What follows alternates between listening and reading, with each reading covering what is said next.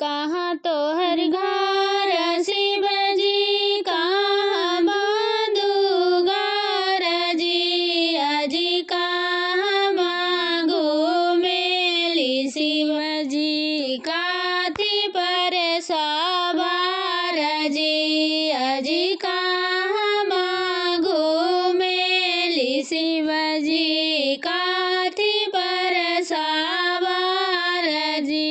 पर्वत घर हमरो जंगल झर दुगार जी, अरे नागरे घूमेली सेवका बसहा सवारी जी, अरे नागरे घूमेली सेवका बसहा सवारी जी।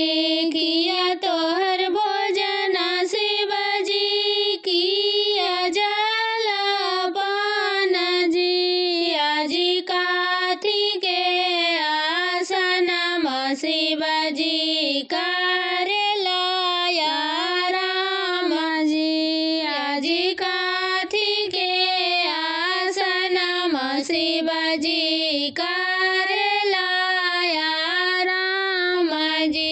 भांग मोर भोजन सेवका गंज जलपान जी, अजी कुश के आसनिया सेवका करेले राम जी, अजी कुश के आसनिया सेवका करेले राम जी।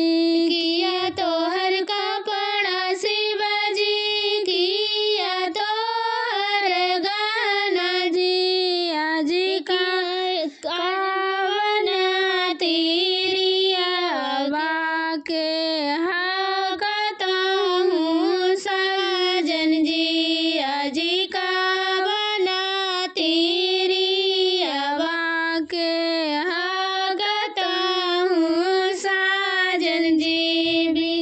मिर्ग छल कपड़वा हमरो साप बिच्छू गहना जी, अजी गौरा तीरिया के हाई हमें साजन जी, अजी गौरा तीरिया के हाई हमें साजन जी।